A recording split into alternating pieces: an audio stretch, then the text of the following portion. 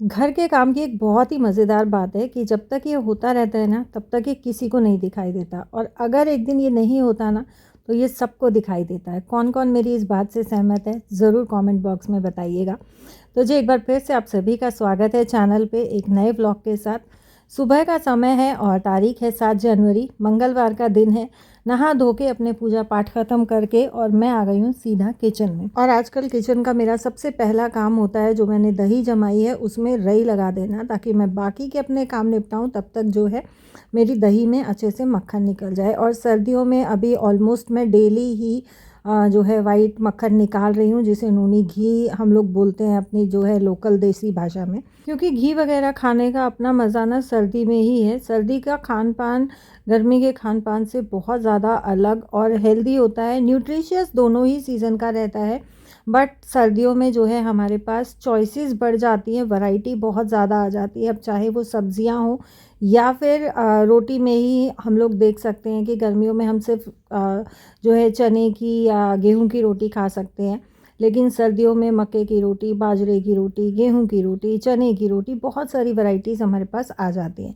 और आजकल जो है मैं बाजरे की रोटी भी लगभग हर दूसरे तीसरे दिन बना लेती हूँ और बहुत मज़ा भी आ रहा है मुझे बाजरे की रोटियां बनाने में। हालांकि मुझे बहुत अच्छे से बाजरे की रोटी नहीं बनानी आती है, बट फिर भी ये रहता है कि नहीं यार, हेल्दी खाना जो है बनाएं तो ज़्यादा अच्छा रहता है। और सबसे ज़्यादा खुशी होती है कि जो फैमिली में सबको खाना पसंद आता है ना, वो बनाएं तो उसमें अपना ही एक अलग जो है हम लोगों का आनंद होता है।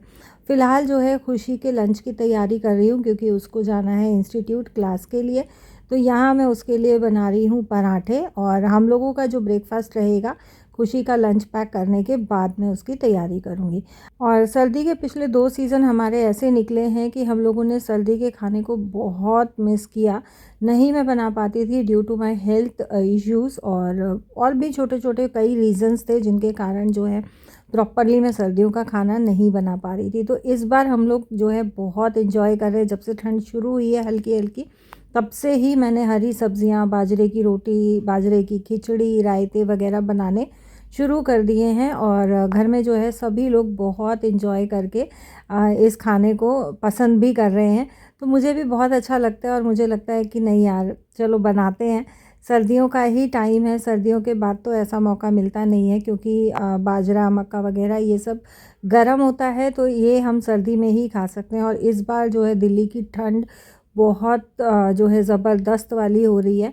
तो बस ये हो रहा है कि हाँ, इस टाइम पे जो है इस ठंड में शरीर जिस भी चीज़ से गर्म रहता है ना, तो वही चीज़ें जो है खाने पीने में ऐड की जाए। तो बस इस बार जो है मैंने गूंद के लड्डू भी बना दिए हैं बच्चों के, तो बच्चे खा रहे हैं। साथ ही मैं ड्राई फ्रूट वाला दूध बच्चों को बना के दे देती हूँ, वो भी काफ़ी हेल्दी रहता है और गर्म रहता है बच्चों के लिए। और जो बाजरा वगैरह है वो तो हम खा ही रहे हैं। तो यहाँ हस्बैंड जो है ये कुछ सब्जियां लेके आए थे। तो इसमें था मेथी, बथुआ और गोभी। बहुत सारी मेथी, बथुआ, पालक वो लेके आए थे, और गोभी के भी 3 फूल थे। तो बस मैंने यहाँ सारा ही साग निकाल के रख दिया है। और अभी मैं इसको सारे को नहीं छांटूंगी, क्योंकि मुझे करनी है नाश्ते की और खाने की तैयारी, क्योंकि हस्बैंड ने जाना है ऑफिस। और अगर मैं ये सारा अभी छांटने बैठ गई ना, तो फिर बहुत सारा टाइम लग जाना है। तो बस इस वजह से अभी मैं सिर्फ बथुआ छांट रही हूँ, क्योंकि मुझे बथुए का रायता बनाना है। रायता बनाए हुए भी 2-3 दिन हो गए हैं। और अब ऐसा होता है कि हफ्ते में 2 बार 3 बार तो मैं रायता बना लेती हूँ, चाहे गाजर का चाहे बथुए का। क्योंकि इस टाइम पे सर्दियों में ना लाल गाजर भी बहुत अच्छी फ्रेश आती है और कच्ची कच्ची रहती है। गर्मियों में हालांकि गाजर मिलती है, बट वो ऑरेंज वाली आती है, उसका ना टेस्ट हम लोगों को पसंद आता है, ना सब्ज़ी खाने में उसके मज़ा आता है। तो सर्दियों में सब्जियां खाने का अपना ही अलग मज़ा है। और रायते में ना मुझे बथुए का रायता सबसे ज़्यादा पसंद है। गाजर, घिया, पालक, इन सब का मैं बना लेती हूँ, बट मुझे उतना पसंद नहीं आता है। और इसी वजह से मुझे कभी कभी ना ऐसी उचंग उठती है कि काश हम बथुए को भी स्टोर करके रख पाते गर्मियों के लिए।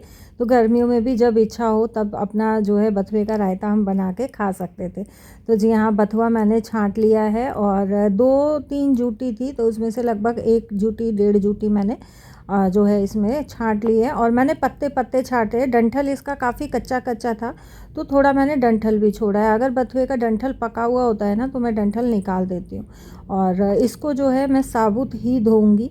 साग को साबुत धोने से ना 2-3 छोटे छोटे ऐसे फ़ायदे होते हैं जिनसे हमारे काम में टाइम की बचत तो रहती ही है और हमारे लिए काम इजी हो जाता है। साथ ही जो है सब्ज़ी का न्यूट्रिशन जो होता है वो भी बरकरार रहता है। जब हम इसको साबुत धोते हैं ना और काट के धोते हैं तो आप फ़र्क देखना कि जब आप साबुत धोओगे तो पानी आपका ना हरा नहीं होता है। काट के धोने पे पानी हमारा हरा हरा हो जाता है, मिट्टी तो निकलती है साथ में पानी भी हरा हरा हो जाता है। जो हरे साग की या हरी लीफी टेबल्स की जो न्यूट्रिशन वैल्यू होती है ना वो काटने के बाद पानी में जो है मिक्स हो जाती है और उससे न्यूट्रिशन वैल्यू कम हो जाती है। दूसरी चीज़ ये रहती है कि पत्तेदार सब्ज़ी को अगर हम साबुत धोएंगे बिना काटे तो ये जल्दी धुल जाती है मुकाबले काटी हुई सब्ज़ी के।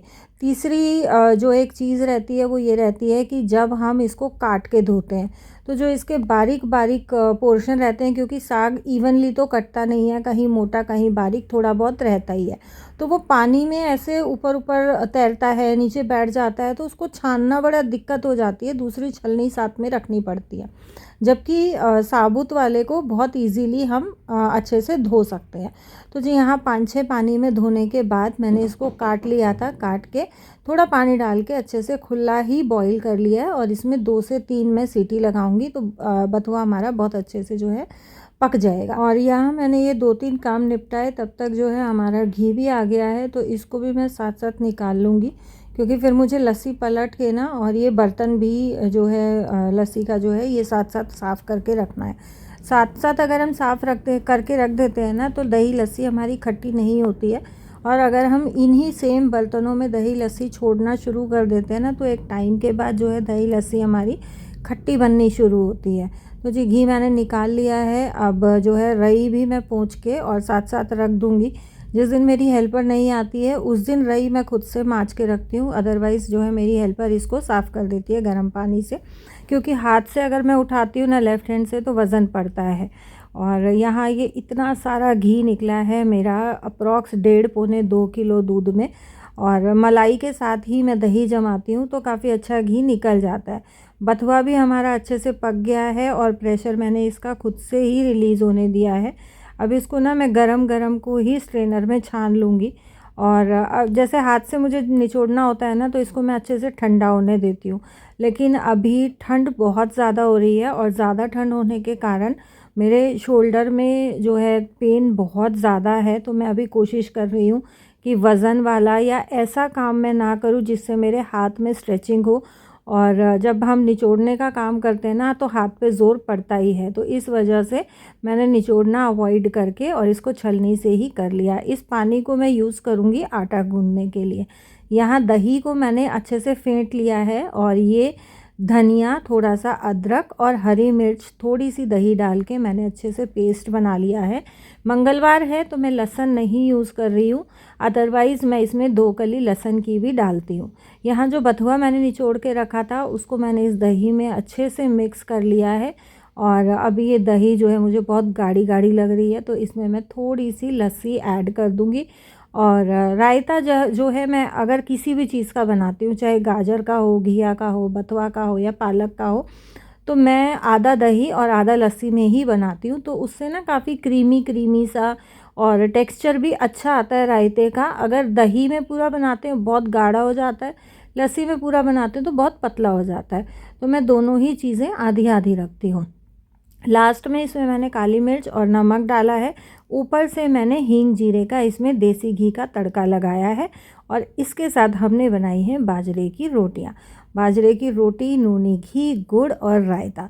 देसी खाना जब हमें मिलता है ना तो बहुत अच्छा लगता है। और अगर यही खाना चूल्हे पे बनाओ ना तो भाई इसके तो फिर बात ही अलग होती है।